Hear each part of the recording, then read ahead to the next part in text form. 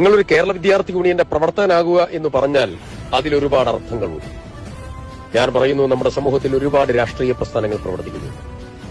മതത്തിന്റെ പേരിൽ പ്രവർത്തിക്കുന്ന സംഘടനകളുണ്ട്, ജാതീയതയുടെ പേരിൽ പ്രവർത്തിക്കുന്ന സംഘടനകളുണ്ട്, വിപ്ലവ പ്രസ്ഥാനങ്ങളുണ്ട്.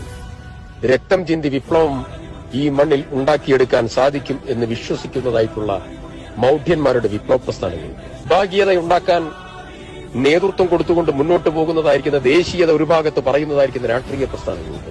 അതെല്ലാം ഓരോ ഭാഗത്ത് നിലനിൽക്കുമ്പോൾ ഞാൻ നിങ്ങളോടൊരു കാര്യം ചോദിക്കുന്നു.